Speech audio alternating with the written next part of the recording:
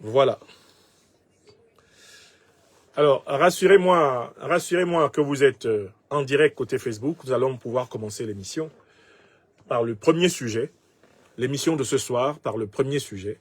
Très bien. Là, nous sommes aussi sur Facebook.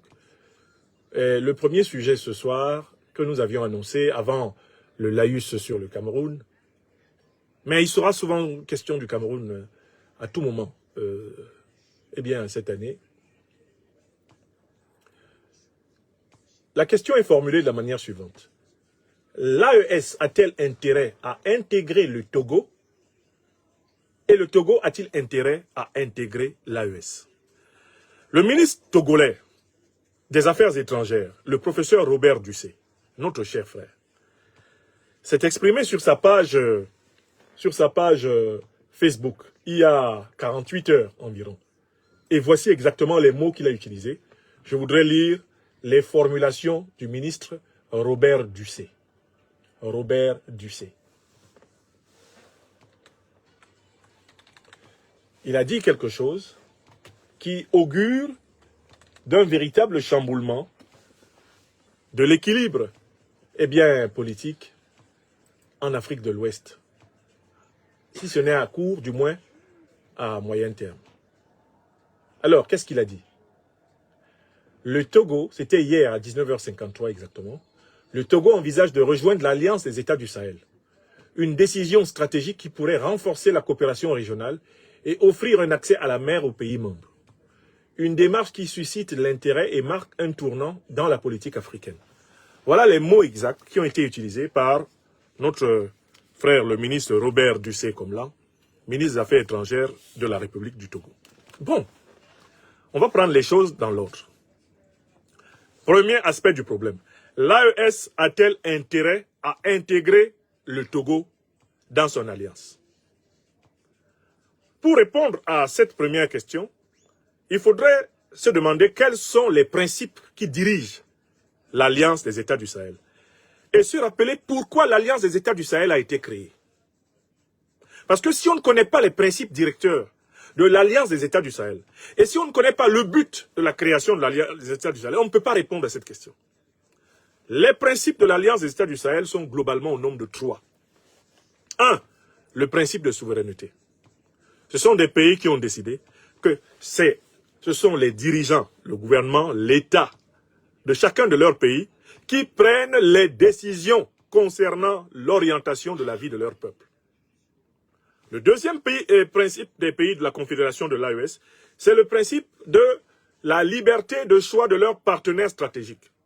Ce sont des pays qui ont décidé que une tierce puissance ne peut plus leur imposer d'être en relation avec une autre puissance, avec une quelconque autre puissance. Bref, leurs choix diplomatiques ne seront plus dictés par une quelconque puissance extérieure. Le troisième principe qui guide l'Alliance des États du Sahel, c'est le principe de la défense des intérêts vitaux des populations du Mali, du Burkina Faso et du Niger. Alors, selon ce principe-là, en effet, les intérêts vitaux des peuples maliens, burkinabés et nigériens passent avant tous les intérêts vitaux de qui que ce soit d'autre. On peut ajouter un quatrième principe qui est ancré dans la tradition des pays sahéliens, mais notamment du Mali, capitale de l'AES. C'est que ce sont des pays qui s'engagent en réalité à donner tout ou partie de leur souveraineté pour la construction de l'unité africaine, pour le renforcement de l'unité africaine, pour le renforcement de la puissance collective de l'Afrique noire. Bon, voilà les principes qui guident ces pays. Mais quelles sont les motivations qui ont amené les présidents Assimi Goïta, Ibrahim Traoré et Abdourahmane Tiani au pouvoir dans leur pays? Les motivations qui les ont amenés avaient pour but de mettre fin à des gouvernements soumis au néocolonialisme français, à l'impérialisme occidental et opposés aux intérêts populaires. Tel était le cas du gouvernement d'Ibrahim Boubacar Keïta au Mali. Tel était le cas du gouvernement de Roch-Marc Christian Kaboré et de Paul-Henri Sandaogo Damiba au Burkina Faso. Tel était le cas du gouvernement de Mohamed Bazoum au Niger. C'était des gouvernements néocolonisés, des gouvernements couchés sous les 4 volontés de Paris et de l'impérialisme occidental. Les 3 révolutions populaires et militaires du Mali, du Burkina Faso et du Niger sont des révolutions anticolonialistes, pro-populaires, anti-impérialistes, ancrées dans la doctrine du panafricanisme. Voilà, en résumé, les motivations de l'Alliance des États du Sahel. J'ajouterai encore une motivation. Ce sont des pays qui, analysant la déstabilisation terroriste qui frappe l'Afrique en général et le Sahel en particulier, ont compris qu'on ne pouvait pas combattre les organisations terroristes Al-Qaïda et l'État islamique en continuant à s'associer avec les pays européens et moyen-orientaux qui sont les parrains de ces organisations terroristes. Al-Qaïda et l'État islamique sont des organisations terroristes qui ont été créées par les États-Unis et leurs alliés de l'OTAN pour maintenir le Moyen-Orient, l'Afrique en instabilité et continuer à se servir des matières premières de ces parties du monde. Gaz, pétrole, manganèse, uranium, coltan, lithium et tout ce que vous voulez. Donc le Mali, le Burkina Faso et le Niger ont décidé de combattre les terroristes sans s'appuyer sur les puissances qui les ont parrainés. Les puissances de l'OTAN et du Moyen-Orient qui les parrainent ne sont pas associées à la lutte antiterroriste au Mali, au Burkina Faso et au Niger. Voilà comment ces pays ont fait partir les détachements de l'armée française, partir les détachements des Nations Unies, inféodés indirectement aux puissances néocolonialistes et impérialistes occidentales. Et ils ont fait partir tous les conseillers militaires étrangers, notamment européens, otaniens, qui se trouvaient dans leur hiérarchie militaire. Et depuis qu'ils ont opéré cette rupture stratégique, cette rupture géopolitique, la lutte contre les terroristes menée par l'AES est la plus efficace sur tout le continent africain et l'une des plus efficaces au monde. Écrivez ça. Écrivez. Tilana Yomé Kalbe. Tilana. Tilana. Voilà les motivations de l'AES. Voici les principes de l'AES. Alors, posons-nous la question de savoir, est-ce que le Togo, la République du Togo, telle que nous la connaissons là, est-ce qu'elle remplit les principes et est-ce qu'elle participe des motivations de l'AES? On pourrait penser que oui, puisque, en effet, le président togolais Faure Gnassingbé et son chef de la diplomatie, notamment le professeur Robert Dussé-Komla, ont toujours été modérés dans leur attitude envers le Mali, le Burkina Faso et le Niger. On ne peut pas l'ignorer. Ils ne se sont pas alignés sur la ligne dure, incarnée par le satrape Alassane Dramane Ouattara en Côte d'Ivoire, incarnée par le satrape Bazoum au Niger, incarnée par le satrape Talon au Bénin, ou le satrape Tinubu du Nigeria. Ils ne se sont même pas alignés sur la ligne dure de Nana Akufo-Addo, qui a quitté le pouvoir au Ghana. Donc, le Togo, du point de vue diplomatique, présente en effet une apparence acceptable pour les pays de l'AES parce qu'il n'a pas été hostile à ces pays. Il a constamment été du côté de la facilitation. Mais ça, c'est ce qu'on peut appeler la forme, l'attitude, le style que le Togo a adopté au plus fort de la crise. Mais allons en profondeur et demandons-nous, mais quelle est la nature de l'État togolais? Quelle que soit la manière de regarder l'État et le gouvernement togolais actuel, ils sont issus du colonialisme et du néocolonialisme français. Le président Gnassingbé Eyadema a fait un coup d'État France-africain pour prendre le pouvoir au Togo. Ça, c'est vrai. Au détriment d'un régime qui devait être l'un des plus grands panafricanistes du monde. Le régime du président Sylvanus Olympio, qui a été lâchement assassiné. Son fils a hérité du pouvoir dans le cadre de la logique dynastique de la France-Afrique. Un peu comme les Déby au Tchad, les Bongo au Gabon, les Obiangema envisagent cela en Guinée équatoriale, hein, etc. Donc le régime togolais est un régime entièrement issu du néocolonialisme français. Ça, c'est le premier point. Est-ce que ce régime s'est affranchi de cette dépendance au néocolonialisme français? Voilà la première difficulté.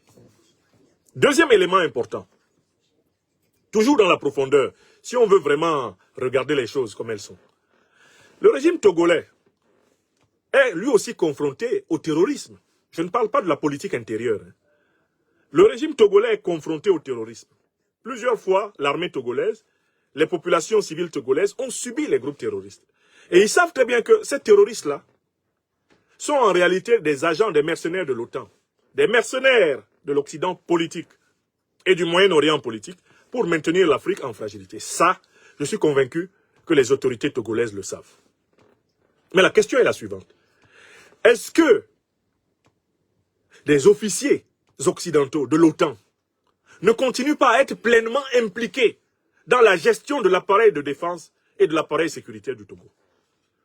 De telle sorte que, si le Togo venait à adhérer à l'AES, est-ce que les informations stratégiques de l'AES, que l'AES a voulu protéger en dégageant l'armée française, en dégageant la MINUSMA, en dégageant l'armée américaine du Niger, toutes les informations que l'AES a voulu protéger en dégageant l'armée française du Burkina Faso, est-ce que ces informations ne vont pas se retrouver entre les mains des mêmes, précisément parce que le Togo n'a pas opéré la séparation géostratégique, la séparation géotactique, la séparation sécuritaire, la séparation d'intelligence?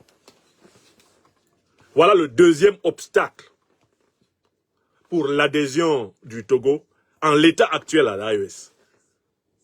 Mieux, il y a un proxy de l'OTAN qui est d'ailleurs littéralement un membre non officiel de l'OTAN et qui est pleinement immergé dans tout le système de défense des grandes dictatures africaines issues de la France-Afrique. C'est Israël. Celui qui est protégé par les services israéliens est protégé par l'OTAN. Est-ce que l'AES a intérêt à intégrer le Togo, en sachant très bien que le Togo est encore une plate-forme de l'intelligence israélienne? Non. C'est la troisième raison. Enfin, il y a une quatrième raison, qui n'est pas des moindres. Mais le Togo, il n'a pas rompu les accords militaires, à ma connaissance. Les accords de défense et de coopération néocolonialistes et colonialistes n'ont pas été rompus. Deuxième élément non moins important, le Togo est toujours membre de la CEDEAO. Il n'a pas quitté la CEDEAO.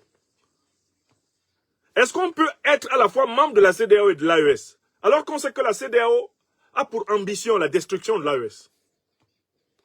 Alors qu'on sait que c'est à cause de la violence téléguidée par le néocolonialisme français et l'impérialisme occidental de la CEDEAO envers le Mali, le Burkina et le Niger que l'AES a été créé. Est-ce qu'un pays qui est membre de la CEDEAO peut être membre de l'AES en même temps? Ne court-on pas le risque que les éléments stratégiques, les données stratégiques de l'AES se retrouvent entre les mains justement d'Alassane Dramane Ouattara, de Adebola Tinubu, de Patrice Talon, des aventuriers ambigus de Dakar? Est-ce qu'on ne court pas le risque, en admettant le Togo dans l'AES, de fragiliser l'AES au profit de la CEDEAO? Oui, ce risque existe. Et l'honnêteté intellectuelle nous oblige à le reconnaître. Si nous ne le reconnaissons pas, ce serait un manque de responsabilité envers nos populations. Nous sommes obligés donc de répondre à la première question en toute honnêteté intellectuelle. Je pense que l'AES ne peut pas encore intégrer le Togo. Ne peut pas encore intégrer le Togo parce que le Togo n'a pas rompu entièrement avec le néocolonialisme et le colonialisme français. L'AES ne peut pas intégrer le Togo parce que le Togo n'a pas entièrement rompu avec les puissances de l'OTAN dans le terrain militaire et sécuritaire. L'AES ne peut pas encore intégrer le Togo parce que le Togo n'a pas encore rompu avec la CEDEAO. Et il n'a pas encore mis fin aux accords néocoloniaux que le Mali, le Burkina Faso et le Niger ont dénoncés. Donc, pour moi, du point de vue, si on se mettait du point de vue de l'AES, l'intégration du Togo ne serait pas opportune. Elle n'est pas bienvenue. Elle serait précoce, prématurée, et elle mettrait en danger la stabilité de la Confédération. Mais il y a un autre aspect de la question. L'autre côté, c'est le Togo a-t-il intérêt à être membre de l'AES? Le Togo a-t-il intérêt à être membre de l'AES? Je vais vous surprendre. Mais oui, le Togo a intérêt à être membre de l'AES. Je vais le démontrer. Quel intérêt le Togo a-t-il d'être membre de l'AES? Je vais vous le démontrer. Premier intérêt, le Togo aimerait être le partenaire économique privilégié de la bande côtière de l'AES. Premier élément, c'est une concurrence entre le Togo et le Ghana, le Togo et la Côte d'Ivoire, le Togo et le Bénin, le Togo et le Nigeria, par rapport aux pays sans littoral que sont le Mali, le Burkina Faso et le Niger. Là, le premier argument, pourquoi le Togo veut-il ce rapprochement? C'est pour pouvoir tirer le plus grand dividende économique possible de son statut de pays détenteur de ports sur l'océan Atlantique. Donc, il y a une rivalité. La sortie du ministre togolais des Affaires étrangères répond à une stratégie économique. C'est la défense des intérêts vitaux du Togo aussi qui est en jeu. Tout faire pour que le Ghana, la Côte d'Ivoire, peut-être plus tard le Bénin, la Guinée-Conakry, le Nigeria, ne bouffent pas toutes les parts de marché. Parce que le Togo voit très bien que ses relations diplomatiques avantageuses avec le Mali, le Burkina et le Niger peuvent se traduire pour lui en une embellie économique énorme. Voilà la première raison. Vous comprenez? Deuxième raison. Le Togo sait nécessairement que ce sont les Occidentaux qui sont derrière Al-Qaïda et l'État islamique. Et le Togo, pour se protéger, a besoin de renforcer en effet son alliance militaire avec l'AES. D'autant plus que la fragilité du territoire togolais, elle se fait à partir de sa frontière nord.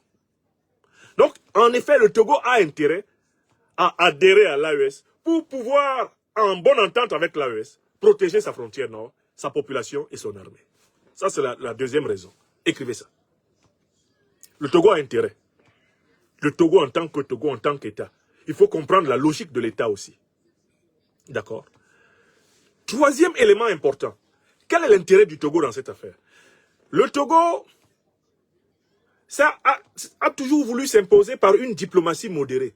C'est-à-dire une diplomatie qui consiste à être l'ami de tout le monde. D'ailleurs, je cite le ministre togolais des Affaires étrangères, Robert Dussé-Komla. Le Togo est l'ami de tout le monde. Il n'est l'ennemi de personne. Ce sont les mots du chef de la diplomatie togolaise. Donc, en fait, la logique togolaise consiste à tirer profit de toutes les organisations avec lesquelles il peut être en interaction. Dans la logique togolaise, le Togo devrait profiter à la fois de la CEDEAO et de l'AES, ce qui va augmenter ses avantages. Ils ont fait une théorie des avantages comparatifs. Ils se disent, on peut être, en effet, un pays peut être membre de plusieurs organisations.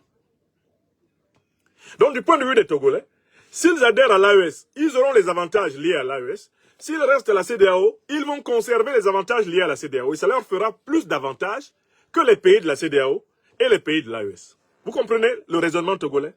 C'est ça le raisonnement. Et puis, il y a un quatrième argument qui pousse le Togo à dire « j'ai intérêt à adhérer à l'AES ». Mais ce quatrième argument, c'est l'argument diplomatique de l'influence, ce qu'on appelle le soft power togolais. Le Togo veut être l'État qui fait le pont, le lien entre l'AES et la CEDEAO. Et si le Togo devenait membre de l'AES, du point de vue du président Faure Gnassingbé, cela lui permettrait facilement de faciliter les choses.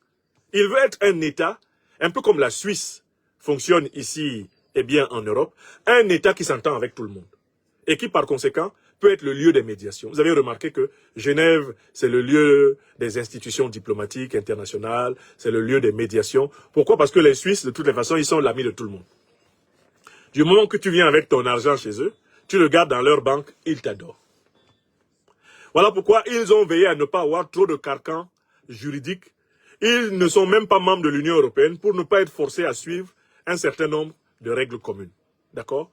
Je pense que dans la logique du président Faure Gnassingbé, il y a cette idée-là de pouvoir tirer profit de toutes les organisations sans être en conflit avec la moindre. Mais on peut conclure ce point en posant une troisième question. Entre les raisons pour lesquelles l'AES n'a pas intérêt à intégrer le Togo actuellement, et les raisons pour lesquelles le Togo, lui, il a intérêt à intégrer l'AES, quelles sont les raisons qui priment? La réponse est très simple, ce sont les raisons de l'AES. Parce que de toutes les façons, c'est le Togo qui veut aller à l'AES. Ce n'est pas l'AES qui a dit au Togo, viens t'engager. C'est le Togo qui énonce publiquement son désir d'AES. Donc en fait, c'est le Togo qui doit remplir les critères de l'AES. Et non pas l'AES qui doit remplir les critères du Togo. Écrivez ça. C'est le Togo qui doit remplir les critères de l'AES et non pas l'AES qui doit remplir les critères du Togo. Voilà. Donc, j'ai fini de traiter le thème là. J'espère que vous êtes suffisamment édifiés. J'ai regardé l'affaire des deux côtés. Côté intérêt de l'AES, côté intérêt Togo. Vous avez pris conscience de l'importance des intérêts. Mais ma réponse en tant qu'Africain, panafricaniste, engagé pour l'émancipation du continent, elle consiste à dire que le Togo n'a qu'à faire les changements, les transformations nécessaires, lui permettant de s'ajuster au projet panafricaniste révolutionnaire de l'AES. Pour moi, le Togo n'est pas encore prêt. D'ailleurs, la formulation utilisée par mon frère et ami le professeur Robert Dussé indique que lui-même il sait qu'ils doivent encore progresser. Il dit, le Togo envisage de rejoindre l'Alliance des États du Sahel. Envisage. Quand tu envisages, là, le verbe envisager, c'est un verbe transitif. C'est un verbe en fait qui traduit un processus plus ou moins long. Alors donc, oui, saluons la diplomatie togolaise pour le courage de reconnaître que l'AES est meilleure que la CEDEAO. Parce que tout ça là, c'est un point positif pour l'AES. Qu'elle soit désirée par un pays de la CEDEAO, c'est très bon signe pour elle. Mais en même temps, faisons preuve de lucidité, de responsabilité, en disant au Togo, nous pensons honnêtement que vous avez encore beaucoup d'efforts à faire. Voici les étapes qu'il vous faut remplir pour nous rejoindre d'une manière qui nous sécurise, d'une manière qui nous rassure, et non pas d'une manière qui va nous déstabiliser, qui va nous fragiliser et qui va semer des incertitudes au sein de nos populations et même de notre élite politique. Est-ce que vous comprenez? Voilà. Donc, pour le moment, en conclusion, de mon point de vue, l'AES n'a pas encore intérêt à intégrer le Togo. Même si le Togo, lui, il a intérêt à intégrer l'AES, l'AES n'a pas encore intérêt à intégrer le Togo. Le Togo doit faire encore des efforts, beaucoup d'efforts, pour entrer dans le formulaire du panafricanisme authentique de l'AES. Et le jour où le Togo fera ses efforts, nous serons ici parmi les premiers à venir saluer la révolution togolaise. Parce qu'au Togo, il y a beaucoup de souffrances en suspens. Intégrer l'AES sans adresser les graves problèmes que le peuple de ce pays-là connaît et que l'État et le gouvernement de ce pays, issu de la cuisse du colonialisme français connaît, ne pas les résoudre avant d'adhérer à l'AES, c'est amener des problèmes à l'AES. Si cette question m'était posée par le président togolais, Faure Gnassingbé en personne, c'est comme cela que je lui répondrais. Je lui dirais, monsieur le président, honnêtement, vous n'êtes pas encore prêt. Voici. J'ai énoncé mon analyse. Je pense que si vous remplissez ces critères, il vous sera plus aisé d'adhérer à l'AES. Mais tant que vous ne les remplissez pas, il vaut mieux avoir un accord de coopération privilégié avec l'AES, comme vous le faites déjà. Il vaut mieux avoir une coopération privilégiée avec l'AES, comme vous le faites déjà, que de hâter le pas vers une adhésion qui pourrait avoir des conséquences apocalyptiques. Voilà, mes chers amis, mon analyse.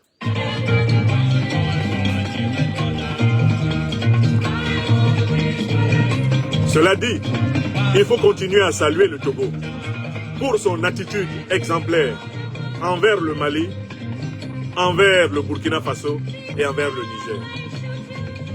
On peut être opposé à la politique interne du régime togolais et il faut saluer il faut saluer son attitude bienveillante envers les pays de l'AES.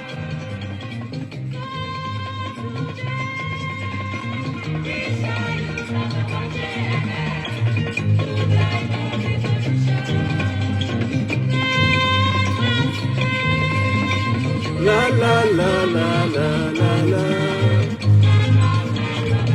Merci. On continue. On passe au point suivant de notre programme. Eh bien, pourquoi Serge Daniel, alias le hibou de Dakar, a-t-il publiquement renoncé à son vrai nom d'Africain? Vous entendez souvent parler de ce monsieur-là, qui est connu pour les grands yeux globuleux qui le roulent sur l'actualité africaine, au service du néocolonialisme français et de l'impérialisme occidental. Vous le savez, vous connaissez l'homme ou pas? Serge Daniel. Bon. Ce monsieur Serge Daniel ne s'appelle pas Daniel. Je me demandais parfois comment il peut s'appeler Daniel alors que, bon, il est d'origine africaine. C'est vrai que ça arrive. Dans plusieurs pays africains, on a donné non seulement les prénoms, mais aussi les noms d'origine étrangère aux enfants. Mais je me demandais pourquoi il s'appelle Daniel. Jusqu'à ce que ma curiosité soit attirée par une fiche signalétique du personnage qui est disponible sur le site babelio.com. Babelio.com. Alors, il est écrit, il y a une photo du hibou de Dakar, comme nous l'appelons affectueusement. Bon, nationalité France. Il est né le 26 mai 1965. Et là, on nous dit tout d'un coup, Serge Daniel Gbogbo Hundada. Astaghfirullah. Serge Daniel Gbogbo Hundada est un journaliste écrivain franco-béninois. Il est diplômé de l'école supérieure de journalisme de Lille. Il est correspondant de Radio France Internationale et de l'agence France Presse au Mali. Fin connaisseur des méandres de la rébellion ivoirienne, il est également l'un des meilleurs connaisseurs de l'islamisme armé dont on entend parler dans la bande sahélo-saharienne. Ça, c'est une note de Wikipédia. Astaghfirullah. Je vous dis que je tombais des nues quand j'ai appris que le vrai nom, le nom patronymique, celui qu'on lui a donné quand il est né là, le nom de son papa, un vrai nom africain comme ça, de ce soi-disant Serge Daniel, son nom c'est Gbogbo Hundada. G-B-O, G-B-O-O, H-O-U-N-D-A-D-A. Gbogbo Hundada. Regardez un beau nom africain comme ça. Le type a abandonné ça. Les gens sont mauvais. J'ai fait une chanson ici, à ma guitare. Les gens sont mauvais, très mauvais. Ils tuent pour l'argent, ils tuent les gens. Yeah, tchepunge, tchepunkapunge. Hey, tchepunge, tchepunkapunge. Les gens sont mauvais, très mauvais. Ils tuent pour l'argent, ils tuent les gens. Hey, tchepunge, tchepunkapunge. Hey, tchepunge, tchepunkapunge. Astaghfirullah. Ja, il s'appelle Gbogbo Hundada. Et il fatigue le monde entier avec Serge Daniel. Selon Serge Daniel, depuis Dakar. Alors, j'ai pu causer, c'est comme ça qu'il parle, hein, ce hibou-là. Nous avons pu joindre, ces derniers temps, le chef d'Al-Qaïda au Maghreb islamique, qui nous a dit, de toutes les façons, nous sommes à Bamako demain, nous allons instaurer une nouvelle monnaie, le monsieur s'appelle Gbogbo Hundada. Gbogbo Hundada, le hibou de Dakar. C'est pas possible. Bon, alors, pourquoi je vous parle de ce détail? D'abord parce que, en fait, je trouve qu'il a un très beau nom. Pourquoi les Africains détestent leur nom? Pourquoi il y a encore des Africains qui détestent leur nom? Quelqu'un qui a son niveau de culture. C'est quand même un diplômé d'une école supérieure de journalisme. L'une des plus prestigieuses au monde, celle de Lille. Pourquoi il a honte de s'appeler Gbogbo Hundada? Allez me le chercher, allez me le réveiller. S'il dort, Dites-lui de venir ici. Serge Daniel. Gbogbo Hundada, t'as fait quoi? C'est le nom de ton papa. Comme je m'appelle Nyamsi, parce que mon père, c'est Nyamsi. Cameroun Nyamsi, mon père. Tu t'appelles Gbogbo Hundada. Il y a quoi? Alors, j'ai été frappé de constater que les individus qui sont couchés sous le néocolonialisme français ont souvent des problèmes d'identité. Ils ont des problèmes avec leur nom. Ça vous rappelle quelqu'un? Cette pathologie dont ils souffrent là, ça vous rappelle pas quelqu'un? Son mentor en Afrique de l'Ouest, politique, c'est qui? Vous connaissez un certain individu au faciès asymétrique qui a la démarche en point-virgule. Vous le connaissez ou pas? Qui est le modèle, qui est le mentor politique de M. Gbogbo Hundada Serge Daniel? Qui est ce mentor? Quand vous voyez sa manière de se comporter là, il imite qui? Qui est celui qui renie ses origines? Qui renie son village natal? Quel est l'homme aux 3 actes de naissance dans la même vie? Le 3 fois né pour la même vie? Qui a même demandé qu'on enlève son prénom Draman des documents officiels en Côte d'Ivoire pour que les gens ne sachent pas qu'il s'appelle Draman? Qui a fait ça? Quels sont ces individus qui ont des problèmes de dénomination? C'est-à-dire des individus en réalité qui sont ce que j'ai appelé eh bien, des OPNI, des objets politiques non identifiés. Est-ce que vous voyez que Gbogbo Hundada souffre de la même maladie qu'Ouattara Draman, Alassane? Comme dirait le chameau. Monsieur a honte de son nom. Il ne se présente pas par son nom, il se présente par une suite de prénoms français. Serge Daniel. Parce que quelqu'un lui a dit un jour, quand il sortait de l'école de journalisme, que son nom n'était pas présentable. Oh, vous imaginez comment on va faire pour vous appeler? Votre nom, il n'est pas appelable. Dada. Voilà comment on stresse les Africains ici en France. Au lieu que les gens apprennent à prononcer ton nom, ils te disent que ton nom est imprononçable. Est-ce que c'est parce que tu ne peux pas prononcer mon nom que mon nom est imprononçable? Ça me rappelle Christophe Colomb. Il arrive au pays des gens, les Native Americans, et dit qu'il a découvert l'Amérique. Hein? Les habitants de l'Amérique qui étaient là, ils ne se découvraient pas eux-mêmes tous les matins, ils ne se miraient pas, ils ne savaient pas comment ils s'appellent. Toi, tu viens dans le pays des gens, tu dis que tu les as découverts. Et tu dis que grâce à toi, on sait qu'ils existent. Eux-mêmes, ils ne savaient pas qu'ils existaient. Mais alors, tu t'appelles Gbogbo Hundada. Tu sors de l'école supérieure de journalisme de Lille. Tu commences ta carrière de journaliste français, franco-africain. Des gens te disent que ton nom n'est pas facile à passer à la télé. Qu'est-ce que tu dois faire? En tant qu'Africain, si tu es vraiment non seulement un initié de la tradition et un amoureux de ta civilisation, qu'est-ce que tu dois dire à tes patrons? C'est à prendre ou à laisser. Je m'appelle Gbogbo Hundada. Quand je ferai des reportages depuis Bruxelles, depuis Amsterdam, depuis Washington, je dirai Serge Daniel Gbogbo Hundada. Serge Daniel Gbogbo Hundada depuis Dakar. C'est pas joli. Et puis les noms chez nous en Afrique, ce sont des invocations d'entités ancestrales qui sont des énergies divines. Je ne serais pas surpris. Et je demande à mes frères et amis béninois, à mon doyen bien-aimé Epiphane Deguenon, je demande de m'étudier ce nom-là. Gbogbo Hundada, là, ça signifie quelque chose. Et je comprends pourquoi l'individu a raté sa vie. Si aujourd'hui c'est un ennemi du peuple africain qui diffuse et qui médiatise les opinions des terroristes, des néocolonialistes et des impérialistes, c'est parce que c'est un individu qui s'est renié lui-même. C'est un reniard. Il souffre du reniement de soi, le reniement d'identité. Il souffre de cette auto-blessure, de cette auto-mutilation qui caractérise le nègre de maison, le nègre marchandise, le nègre mayotte capétien. Ah, donc monsieur avait honte de s'appeler Gbogbo Hundada. Mais dis donc, si c'est ce nom que moi, mes parents m'avaient donné, qu'est-ce que j'en serais fier? Un nom qui a une invocation.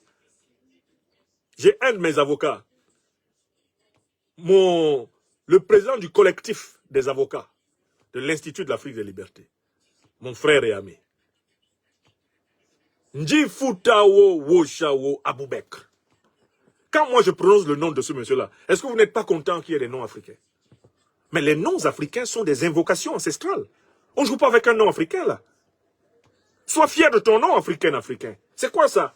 Il s'appelle Gbogbo Hundada. Il a honte. Tu as honte de quoi? Il y a quoi de mal dans Gbogbo Hundada? Il y a quoi dedans? C'est la répression coloniale, c'est la répression raciste qui a amené les Africains à détester leurs noms, leurs appellations.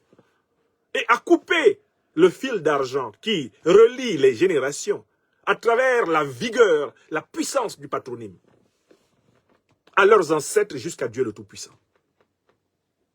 Le nom est ce par quoi l'être est invoqué. Le nom, c'est le mot de passe dans les générations. Le nom est le mot de passe, même dans l'invisible. Le nom est ce par quoi la parole se fait chair. Le nom. Tu t'appelles Gbogbo Hundada, tu en as honte. Je comprends pourquoi tu as raté ta vie. Voilà donc le problème. Monsieur Roukoul à Dakar, il est reporter, journaliste en Afrique, mais il n'assume pas son nom africain. Ouais. Pitié. Gbogbo Hundada. Gbogbo Hundada. Qu'est-ce que j'aurais été heureux de pouvoir l'appeler par son nom depuis tout le temps que je l'appelle Serge Daniel, ne sachant pas comment il s'appelle. Eh bien, désormais nous l'appellerons le hibou de Dakar, Serge Daniel Gbogbo Hundada. Lui là, s'il ne connaît pas son nom, nous on va lui apprendre son nom. S'il n'aime pas son nom, nous on va lui apprendre à aimer son nom. Tous les Africains qui ont honte de leur nom là, quand vos noms vont tomber dans nos mains, nous allons vous guérir, eh bien, de la dénominopathie. C'est-à-dire la maladie du nom, le mal à dire votre nom. La dénominopathie. On va vous guérir de ça. C'est une maladie très grave, qui est l'une des maladies du satrape et de tous les satrapes. Ils ont toujours eu des problèmes avec ça. Gbogbo Hundada. Gbogbo Hundada. Écrivez ça. Écrivez bien son nom. Serge Daniel Gbogbo Hundada. À partir de là, quand il déblatère, il ment sur l'actualité politique africaine, on invoque son nom. Et on invoque ainsi ses ancêtres. On invoque ainsi ses mânes ancestraux. Pour qu'ils soient punis ici-bas et là-haut. Pour tout le mal qu'il fait par ses mensonges à l'Afrique contemporaine. Oui, j'espère que beaucoup d'entre vous tombez des nues en apprenant qu'il s'appelle Gbogbo Hundada. C'est Daniel. C'est de cela qu'il s'agit. Eh bien, s'il ne connaît pas son nom là, nous on va lui apprendre ça. Nous allons lui apprendre comment il s'appelle. Voilà.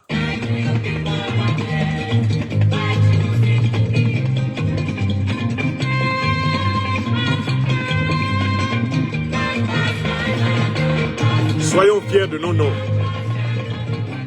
Je suis Nyamsi, Nyamsi de Bandema Yabasi, Nyamsi de Tumbasala, Nyamsi de Bewang.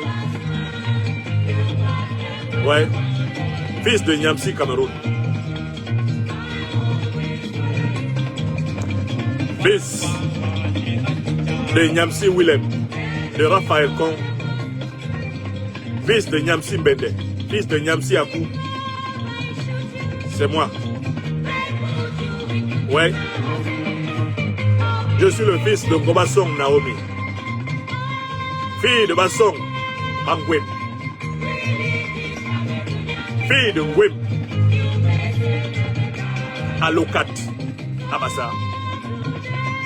Écrivez ça.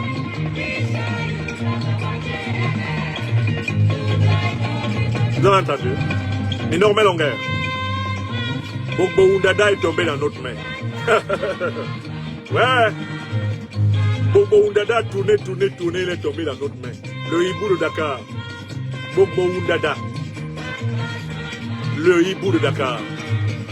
Ouais.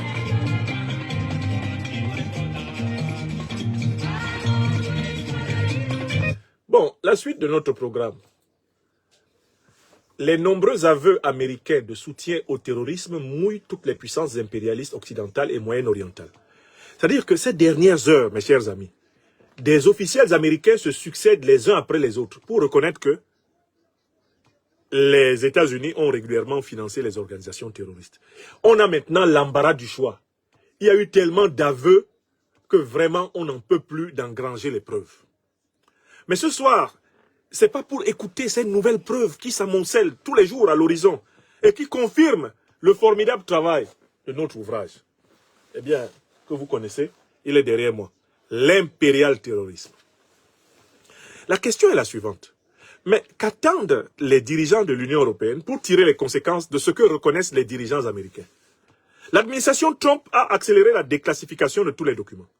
L'actuel chef du renseignement américain, Mme Tulsi Gabbard, a dit qu'elle a les preuves, et elle a montré les preuves, que c'est l'administration américaine qui a créé l'État islamique, qui a armé l'État islamique, créé Al-Qaïda, armé Al-Qaïda, que c'est elle qui a détruit l'Irak, détruit la Syrie, détruit la Libye, déstabilisé le Sahel. La chef du renseignement américain actuel, Mme Tulsi Gabbard l'a reconnu. Le chef de la haute autorité de la bonne gouvernance américaine, qui est le milliardaire Elon Musk. Elon Musk aussi a reconnu cela. Lui, il a même sorti la liste des financements directs de l'USAID aux organisations terroristes. Bon. Mais dans ces conditions, la grande question qui se pose, c'est qu'est-ce que les dirigeants là, de l'Union européenne attendent pour reconnaître leur co-responsabilité dans les faits qui viennent d'être reconnus par les Américains.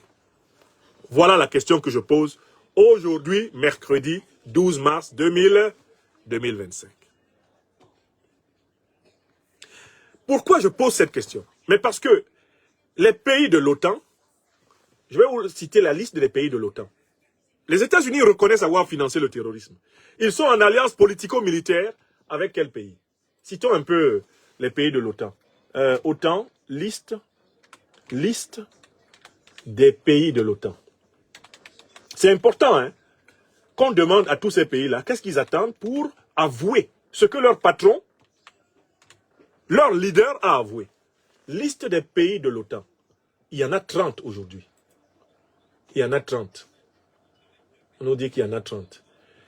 L'Albanie, l'Allemagne, la Belgique, la Bulgarie, le Canada, la Croatie, le Danemark, l'Espagne, l'Estonie, les États-Unis, la Finlande, la France, la Grèce, la Hongrie, l'Islande, l'Italie, la Lettonie, la Lituanie, le Luxembourg, la Macédoine du Nord, le Monténégro, la Norvège. Le Monténégro, la Norvège. Donc voilà. Alors, pays membres de l'OTAN, je continue la liste ici. Hop. Voilà. On est les Pays-Bas, la Pologne, le Portugal, la Roumanie, le Royaume-Uni, la Slovaquie, la Slovénie, la Suède, la Tchéquie et la Turquie.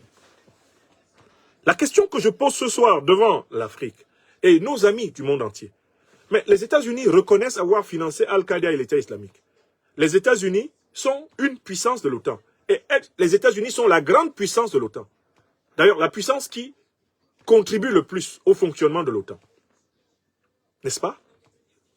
À partir du moment où la plus grande puissance de l'OTAN, la puissance tutélaire sur le plan politico-militaire du bloc occidental, reconnaît avoir financé le terrorisme. Et c'est une reconnaissance documentée. Mon livre le prouve.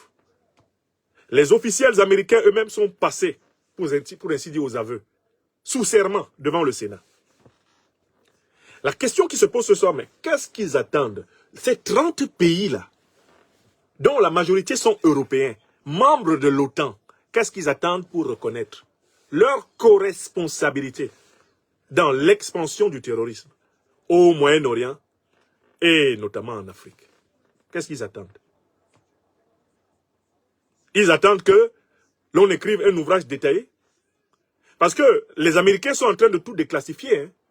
Donald Trump est en train de sortir non pas seulement les preuves de la compromission des administrations précédentes avec les organisations terroristes, mais il y a aussi les preuves européennes. Hein. Vous nous obligez à écrire un autre livre là-dessus, où vous allez reconnaître. Parce que sachez qu'aux États-Unis là-bas, les documents américains déclassifiés indiquent aussi la co-responsabilité des pays européens. Il n'y en a pas un seul qui ne soit pas cité dans les différentes affaires.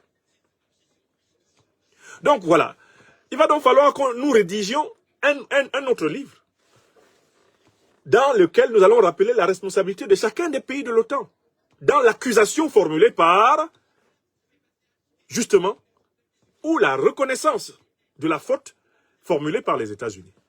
Est-ce que vous comprenez mon raisonnement? Nous nous sommes contentés ici de montrer, dans les grandes lignes, que les organisations terroristes étaient en effet soutenues par les grandes puissances impérialistes et néocolonialistes occidentales et moyen-orientales. Mais alors qu'il y a déjà des aveux, il y a une culpabilité qui commence à monter aux États-Unis, parce qu'il y a amoncellement de preuves de cette grave compromission, on constate une surdité, une espèce de cécité feinte des dirigeants européens, des gouvernements européens, face à ces révélations. Ils font comme si ce qui est révélé devant le Sénat américain ne les concerne pas. Pourtant, les sources déclassifiées aux États-Unis, eh bien, dénoncent aussi les alliés européens des États-Unis comme ayant participé aux opérations de soutien au terrorisme. Donc voilà, intellectuels africains, européens, américains, asiatiques, il y a un travail supplémentaire à faire. Il y a un autre volume qui arrive. Il va consister à mettre face à leurs responsabilités individuellement tous les pays de l'OTAN dans l'expansion du terrorisme. Parce qu'il n'y a pas que les États-Unis. Est-ce que c'est clair? Il y a du travail. Si vous êtes un intellectuel africain, un intellectuel européen ou américain, voilà un sujet énorme. Et je vous avais déjà parlé ici du travail remarquable de Daniel Ganser. Il y a un intellectuel suisse qui s'appelle Daniel Ganser et qui a écrit une série d'ouvrages sur les guerres illégales, notamment de l'OTAN. Je vous invite à lire son livre. Je vous l'ai présenté plusieurs fois ici. Il faut le lire. Daniel Ganser, les guerres illégales de l'OTAN. Il a aussi écrit un livre sur les guerres hybrides organisées par les puissances occidentales. Il y a déjà des travaux, mais il faut qu'on s'y intéresse. Et il faut que ces travaux soient répandus parmi les Africains. Il faut que les Africains aient une connaissance détaillée de l'implication de cette puissance dans la déstabilisation du continent. On ne peut plus continuer à faire de la diplomatie à l'aveuglette, à faire de la critique de 2 poids 2 mesures. Il faut que tous ceux qui ont eu, de près ou de loin, partie liée avec le terrorisme contre les Africains soient repérés et dénoncés comme tels. Est-ce que vous comprenez ma démarche? C'est extrêmement important. Jusqu'ici, la critique africaine concerne globalement l'Occident, le Moyen-Orient, mais principalement, on va dire, le bloc américain et pour ceux qui sont des anciens territoires coloniaux, eh bien français, le rôle de la puissance française. Il va falloir passer au peigne fin la responsabilité de toutes ces puissances dans cette affaire. Il va falloir donner à César ce qui est à César et à Dieu ce qui est à Dieu dans cette affaire. Et c'est ce que je voulais souligner. Il faudrait qu'ils aient le courage de commencer à tirer les conséquences des aveux américains. Les dirigeants européens doivent maintenant répondre devant leur Parlement des conséquences des révélations officielles américaines. Ils doivent dire à leur Parlement comment il est possible que ces puissances aient travaillé avec les États-Unis dans le cadre de l'OTAN sans avoir été étroitement associés eh bien, au soutien, au financement et à la mise en œuvre des actions terroristes au Moyen-Orient et en Afrique notamment.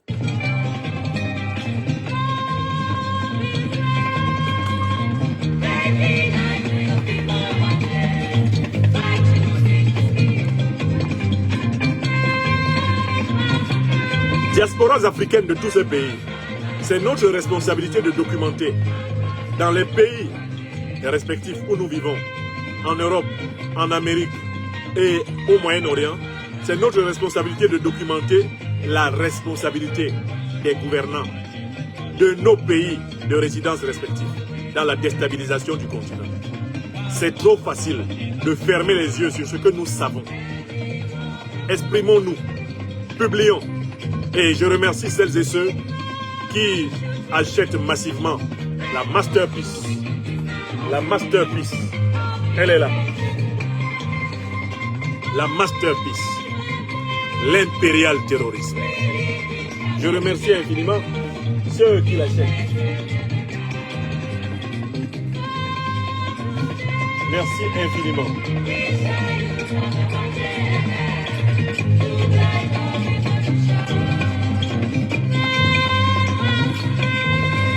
Continuez à commander.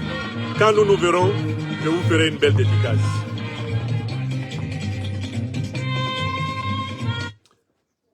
Alors, le sujet suivant appelle notre analyse. Le sujet suivant appelle notre analyse de la question suivante. Eh bien, hop, nous disons, Félix Tshisekedi peut-il tirer le tapis sous les pieds de Kagame en bradant directement le Congo à l'Occident? Nous allons en République démocratique du Congo. Ce que j'ai observé ces derniers jours, c'est que Félix Tshisekedi a choisi un angle particulier pour essayer de s'en sortir face à l'agression du Rwanda et de son bras armé, le M23, en vue de piller les richesses du Congo. C'est que Tshisekedi maintenant dit aux Occidentaux, notamment aux États-Unis, à l'Angleterre et à l'Union européenne, Tshisekedi leur dit, venez me voir, moi je vais vous vendre les richesses du Congo à très bon prix. Je vais vous les vendre à très bon prix. Ne vous sentez pas obligé d'armer Kagame pour m'attaquer. Moi-même, je suis prêt à vous vendre les richesses du Congo. Vous-même, vous serez surpris. Kagame vous vend plus cher que moi. Est-ce que vous comprenez le raisonnement de Tshisekedi? J'ai lu plusieurs documents officiels dans lesquels le gouvernement congolais propose aux États-Unis, propose à la Grande-Bretagne, propose à l'Union européenne de venir négocier les matières premières congolaises avec lui. De prime abord, c'est une bonne démarche, pourrait-on penser. Pourquoi? Parce que c'est l'État congolais qui est souverain, c'est le peuple congolais qui est souverain en matière de gestion de ses ressources naturelles. Quoi de plus normal que le gouvernement dise aux partenaires économiques internationaux, venez négocier avec nous. Ne négociez pas l'or du Congo, le diamant du Congo, l'uranium du Congo, le cobalt du Congo, avec Kagame et le M23 qui nous font la guerre, nous pillent. Venez directement avec nous et cela nous évitera de faire couler du sang. Ok. Mais en fait, ce raisonnement de Tshisekedi, qui paraît un raisonnement logique, légitime, à partir de ce que j'ai appelé donc l'argument de la souveraineté, ce raisonnement est bancal. C'est un faux raisonnement. Mais pourquoi? D'abord parce que Tshisekedi fait comme si les Occidentaux ne savaient pas qu'ils auraient pu discuter du prix des matières premières directement avec lui. Les États-Unis, la Grande-Bretagne, l'Union européenne auraient tout à fait pu discuter directement avec Tshisekedi du prix des matières premières. Mais ils savent la difficulté qu'il y a à piller directement un pays à travers son gouvernement. Par rapport à la facilité qu'il y a à piller un pays à travers, eh bien, sa déstabilisation, à travers la guerre. Le prix de revient des richesses du Congo est infiniment supérieur à ce qu'il serait s'il y a une négociation directe. Pourquoi? Parce que la négociation directe suppose à un moment donné quand même que les dirigeants rendent compte à leur peuple de l'usage qu'ils font des ressources. Il faudrait quand même que Tshisekedi soit en capacité de déclarer devant le Parlement ce qui est fait de l'uranium, de l'or, du cobalt, du manganèse, eh bien, du Congo. Les États-Unis le savent. La Grande-Bretagne et l'Angleterre le savent. L'Union européenne le sait. Négocier les richesses du Congo avec Tshisekedi, c'est fatalement aller vers une augmentation du prix de ces richesses.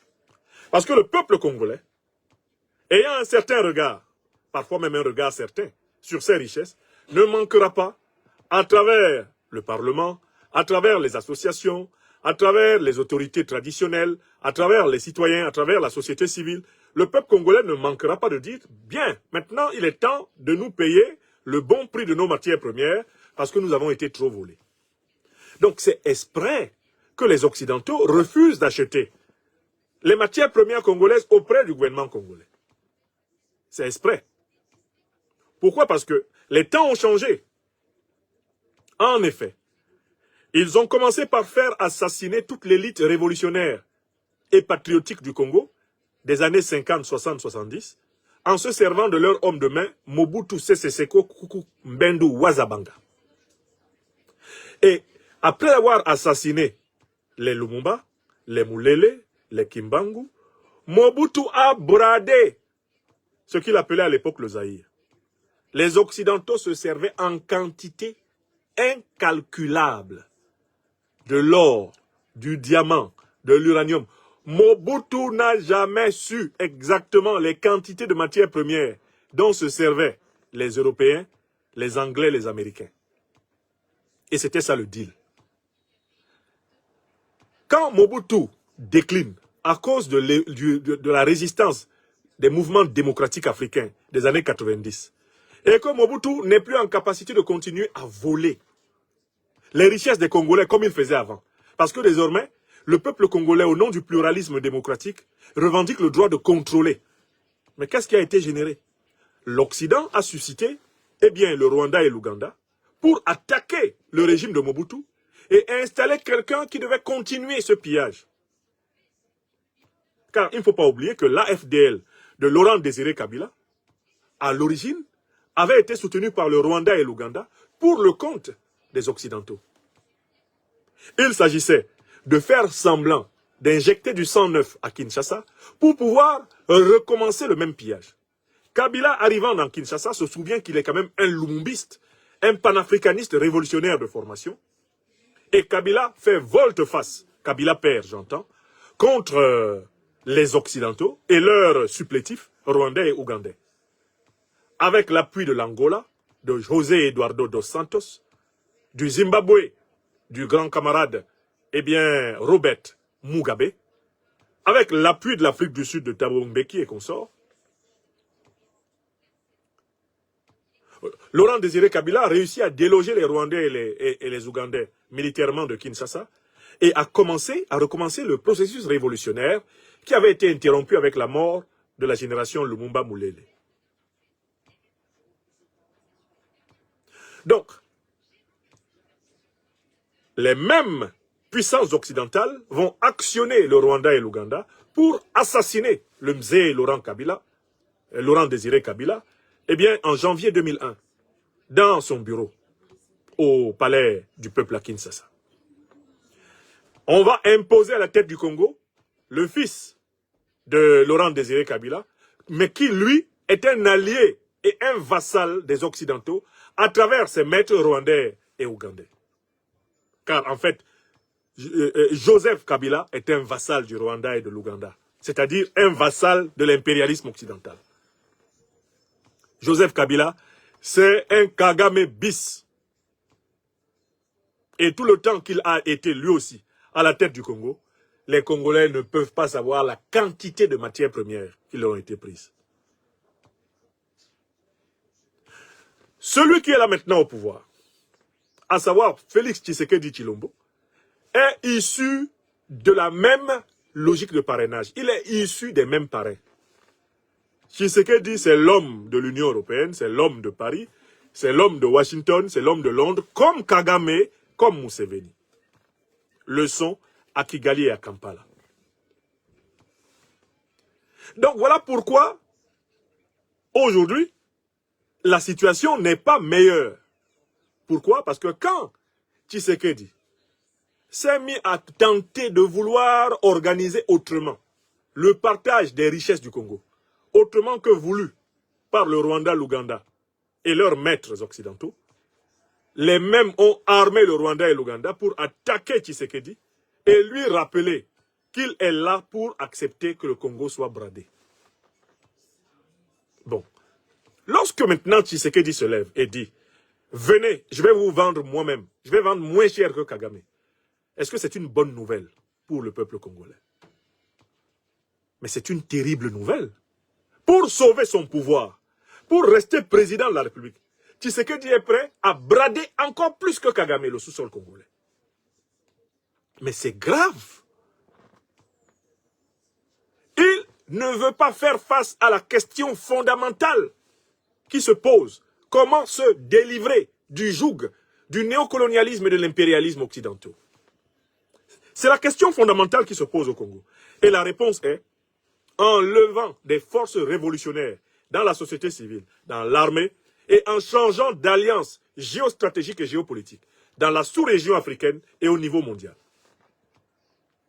Renforcer les alliances avec l'Afrique du Sud, avec le Zimbabwe, avec l'Angola, avec le Mali, le Burkina, le Niger, renforcer les alliances avec la Fédération de Russie, avec la République populaire de Chine, avec Cuba, avec l'Iran, avec des pays qui résistent à l'hégémonisme occidental. Voilà le seul chemin de libération d'un pays africain aujourd'hui. Tshisekedi, qui est un valet de l'impérialisme occidental, ne veut pas entendre parler de ce changement géopolitique et géostratégique. Pour sauver son pouvoir, le seul argument qu'il a trouvé, c'est « moi, je vais vous donner moins cher que Kagame ». Wallahi billahi talahi. Je vais vous donner moins cher que Museveni. Venez me voir moi-même. Si vous payez à Kagame, je ne sais pas, 1 kilo d'or à 10 millions, si vous lui payez 1 kilo d'or à 10 millions, moi je vais vous donner 1 kilo d'or congolais à 1 million. Venez. Voilà ce que dit Tshisekedi. Voilà l'esprit des documents que j'ai lus. Venez, je vous ferai des conditions plus avantageuses que celles de Kagame et de Museveni. Or, ce n'est pas ça le problème. Le peuple congolais ne sera pas sorti de l'auberge parce que Tshisekedi bradera davantage, à la manière de Zelensky, les richesses du Congo. Parce que ce qu'on est en train de demander là, c'est littéralement un braquage du Congo.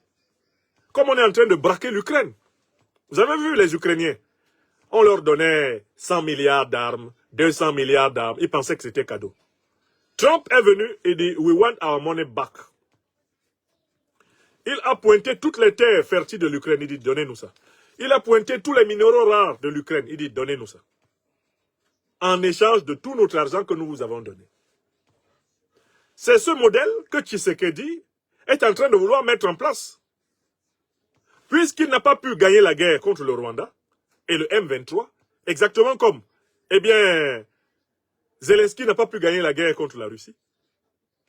Tshisekedi est mis en demeure de remettre aux États-Unis les terres rares, les métaux rares, de remettre à l'Union européenne les terres rares, les métaux rares du Congo, en échange de quoi on peut le laisser être président à Kinshasa et continuer à prendre du poids. Mais c'est grave. C'est grave.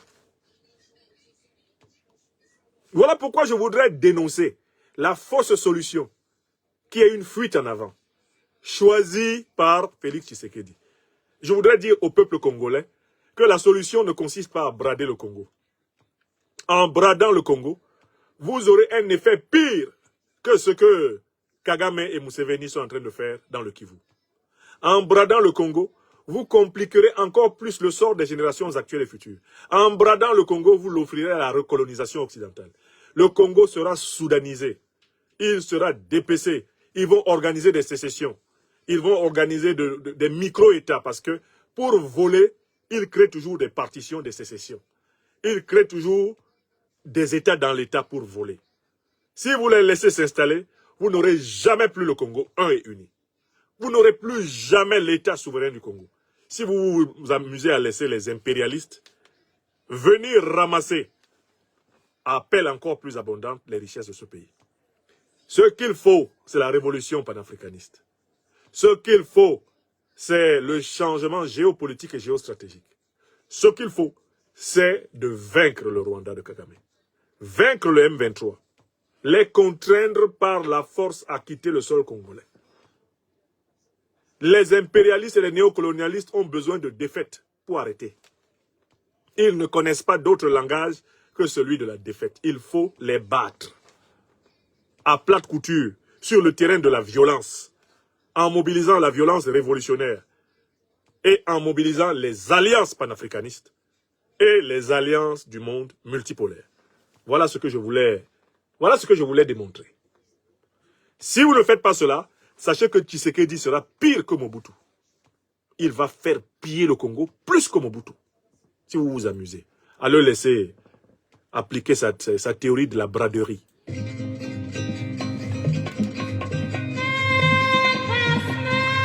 Et ainsi j'ai rempli le programme de ce soir. Maintenant, je voudrais recommander quelques lectures, quelques bons livres qui me sont parvenus ces derniers temps ici. je voudrais les recommander.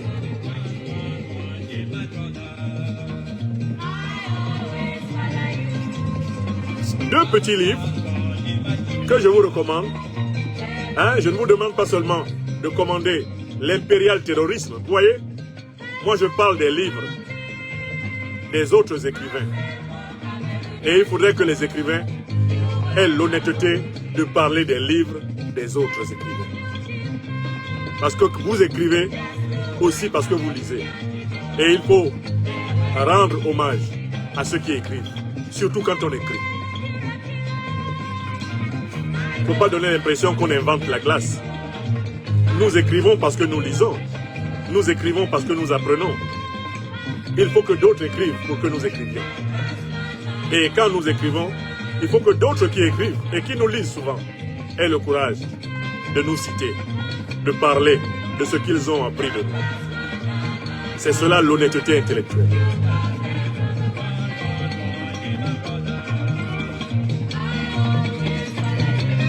Alors, il y a vraiment deux livres qui ont attiré mon attention cette semaine. Celui-ci m'a été recommandé par une émission de Michel Colomb. J'ai regardé une vidéo, conférence de Michel Colomb, dans laquelle il présentait ce livre. Et voilà comment je l'ai commandé. Il est intitulé « La peur, arme politique. Gouverner, c'est faire peur et rassurer ». Il est préfacé par Michel Colomb. C'est un joli petit livre qui se lit vite et bien et dont je vous lis la 4e de couverture. La peur, arme politique. Qu'y a-t-il de commun entre l'arabe, le noir, le musulman, le juif, la femme, l'immigré, l'insécurité, la pauvreté, la religion, l'avenir, la crise, le communisme, le terrorisme, le populisme et la mort? Eh bien, ce qu'il y a de commun, c'est la peur qu'il ou elle suscite. Peur légitime ou peur fabriquée? Comment s'y retrouver? En ces temps de crise et d'angoisse, le livre de Robert Charvin tombe à pic. Comparant les peurs d'hier et celles d'aujourd'hui, il dévoile la stratégie commune à tous ses pouvoirs, effrayer pour rassurer. Après l'Église, qui aujourd'hui manipule nos raisonnements et paralyse nos combats? Cette peur nous fera-t-elle accepter un nouveau fascisme? Une réflexion perspicace et profonde dont nous ressortons plus riches et plus vigilants. Comprendre ces peurs, c'est le chemin pour les maîtriser et se débarrasser de ces chaînes. C'est un joli petit livre, eh bien, de Robert Charvin, je le recommande ardemment à l'Afrique des libertés. C'est vraiment un joli ouvrage. Voilà. Il y a un deuxième petit livre que je recommande à nos amis de l'Institut de l'Afrique des libertés. Plusieurs de mes amis m'ont demandé de présenter souvent comme cela à la fin de la conférence un ou deux livres eh bien, de ma bibliothèque afin que les uns et les autres éventuellement s'en inspirent pour constituer la leur. Eh bien, je vous présente un deuxième petit ouvrage qui est arrivé ces derniers temps, ici. Eh bien, c'est Benjamin Abelov. Benjamin Abelov, Abelov, A-B-E-L-O-W. Comment l'Occident a amené la guerre en Ukraine? Comment l'Occident a amené la guerre en Ukraine? Comprendre comment les politiques des États-Unis et de l'OTAN ont conduit à la crise, la guerre et au risque d'une catastrophe nucléaire. Voilà. Et il y a une mention du grand philosophe et linguiste américain Noam Chomsky qui dit « Très bon travail. Les faits passés en revue méritent d'être mieux connus. » Les faits passés en revue dans ce travail méritent d'être mieux connus. Et là encore, je vous lis la 4e de couverture. Selon le récit occidental, Vladimir Poutine est un expansionniste insatiable, semblable à Hitler, qui a envahi. Selon le récit occidental, Vladimir Poutine est un expansionniste insatiable, semblable à Hitler, qui a envahi l'Ukraine sans provocation. Eh bien, cette histoire est incorrecte. En réalité, les États-Unis et l'OTAN ont une responsabilité importante dans la genèse de la crise ukrainienne. Par une série de politiques mal avisées, Washington et ses alliés européens ont placé la Russie dans une situation intenable, pour laquelle la guerre semblait, à M. Poutine et son état-major, la seule solution viable. Ce livre expose brièvement les éléments historiques pertinents et montre comment l'Occident a inutilement poussé au conflit et vit maintenant sous une menace existentielle de sa propre fabrication. Vous voyez, il y a vraiment un lien intime entre ces deux livres. Je recommande ardemment ce livre, de Benjamin Abelov. Benjamin Abelov. Voilà. Alors, bien sûr, n'oubliez pas que tous mes amis, tous ceux qui accordent du prix, de l'estime aux conférences que je donne, doivent se procurer leur exemplaire de l'impérial terrorisme. J'ai vraiment veillé à vous assurer le prix, le même prix que celui de la version publiée à partir du Mali sur le continent ouest africain. L'impérial terrorisme, où que vous soyez, pour vous qui êtes en Europe, en Amérique du Sud, en Amérique du Nord, vous qui êtes dans les îles des océans Indien et Pacifique, vous passez par Amazon, vous qui êtes au Moyen-Orient, et même dans certains pays africains, comme en Afrique de l'Est ou en Afrique du Nord, vous passez par Amazon, vous marquez votre adresse et vous êtes livré à votre boîte postale. Le livre, actuellement, circule du tonnerre aux États-Unis, au Canada, il circule du tonnerre à travers l'Europe, il est en train d'aller vers le Moyen-Orient. J'ai l'opportunité de regarder, l'éventail géographique du livre. N'oubliez pas de vous procurer votre exemplaire. Quand nous nous rencontrerons, puisque j'indiquerai à chaque fois dans quelle capitale je suis, à quelle heure et à quel endroit je suis, vous pourrez venir avec un exemplaire de ce livre, et votre exemplaire de ce livre, et je vous le dédicacerai. J'ai dédicacé pendant 7 heures de temps. Je dis bien 7 heures de temps. L'impérial terrorisme à Bamako. Je ferai tout le temps nécessaire, à Ouagadougou bientôt, tout le temps nécessaire à Niamey, tout le temps nécessaire dans les capitales européennes que je vais visiter, partout où vous êtes, avec votre exemplaire, je prendrai le temps d'apposer ma modeste signature sur votre livre. C'est un livre qui a secoué, qui va secouer, et qui avait été fait pour secouer, les torpeurs du plus grave, du plus grand mensonge occidental et moyen-oriental contre l'Afrique au XXIe siècle. Le mensonge du soi-disant djihadisme. Je compte sur chacune et chacun d'entre vous pour commander son exemplaire de ce livre. Si vous tenez à soutenir le ministère de la distribution des pains spirituels de la liberté, si vous tenez à soutenir le festival des vérités crues, achetez un exemplaire de ce livre. Faites-le, s'inscrire dans les best-sellers sur l'Afrique contemporaine. Et vous aurez ainsi rendu le meilleur hommage à notre travail. Je compte sur vous. Et c'est plutôt bien lancé. Je tiens à remercier ceux qui, de partout à travers le monde, le font. N'hésitez pas, quand vous avez votre exemplaire, à vous filmer avec votre exemplaire. N'hésitez pas à m'adresser vos remarques, critiques, vos observations, votre appréciation de la démonstration qui est faite dans ce livre. Vous pouvez également commenter. Sur ce livre-là, vous pouvez commenter, donner votre commentaire. Après l'avoir, bien sûr, commandé et acheté, vous pouvez donner votre commentaire sur la plateforme Amazon où il est vendu pour la partie monde. Je rappelle qu'en Afrique de l'Ouest, il est distribué par la librairie Grand Carrefour et les éditions Bandama, avec lesquelles notre institut, l'Institut de l'Afrique des Libertés, a passé une convention pour ce qui est de l'Afrique de l'Ouest. Nous distribuons à partir de Bamako. Nous allons distribuer fortement là au mois d'avril, à Ouagadougou et à Niamey, les 3 capitales de l'Afrique des libertés, vous comprenez, sont prioritaires, mais tous les Africains, toutes les Africaines le sont tout simplement. Merci infiniment. Merci à tous, je vous souhaite maintenant une bonne soirée.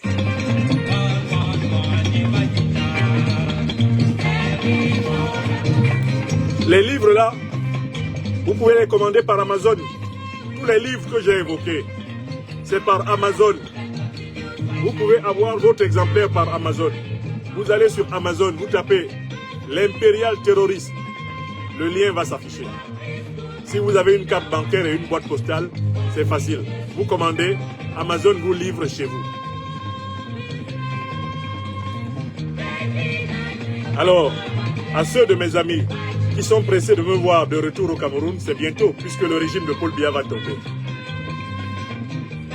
Je rentre avec la chute du régime de Biya. Je rentre. Il tombe aujourd'hui, Je rentre aujourd'hui. Le régime de Paul Biya tombe aujourd'hui là. Je rentre aujourd'hui au Cameroun. Et c'est pour ça que j'appelle mon peuple à lutter pour que ce régime prenne fin. Pour que je rentre. Je lutte pour ça. Je lutte avec mon peuple. Et je rentrerai au Cameroun. Dieu et nos ancêtres voudront que je rentre au Cameroun. N'ayez pas peur. Vous me verrez. À la chute du régime de Paul Biya. Me voilà. Ambassade, on dit pas l'intérêt encore. Ouais, mais nous menons. Pas le non quand dire encore. Il est mais nous menons.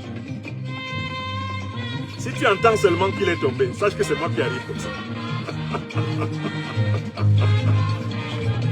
Si tu veux que je vienne, œuvrons pour que le régime la cesse.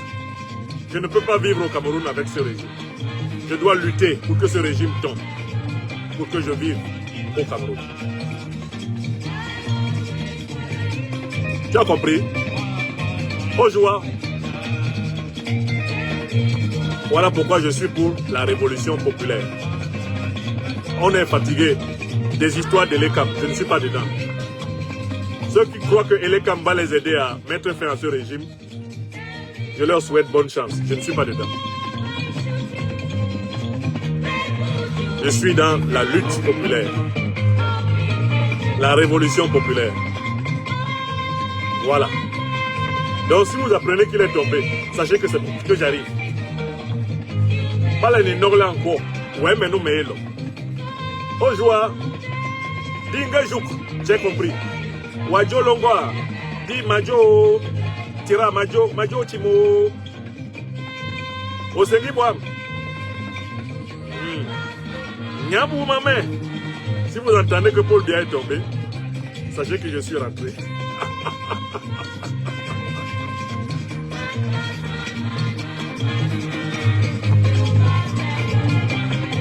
Le titre de mon livre, c'est l'impérial terrorisme. L'impérial terrorisme. Mais vous le retrouverez facilement sur mes pages Facebook, YouTube. L'impérial terrorisme. Vous tapez Nyamsi Wa Cameroun. Nyamsi Wa Cameroun, Wa Africa. L'impérial terrorisme. Vous allez le trouver sur Amazon. Sur Amazon. Voilà, très bien. Bon, nous étions assez nombreux ce soir, je l'espère. Près de 1000 sur Facebook. Je vous souhaite une bonne soirée. Un peu plus de 1000 visibles sur TikTok. Plus de 2000. Près de 3000. Sur les deux plateformes YouTube, vous étiez environ 5000 au total. On va voir combien vous étiez sur TikTok. Et merci, merci. Merci à tous mes amis, à tous mes lecteurs, à tous les internautes de mes pages qui le peuvent de passer leur commande de l'impérial terrorisme. Merci infiniment.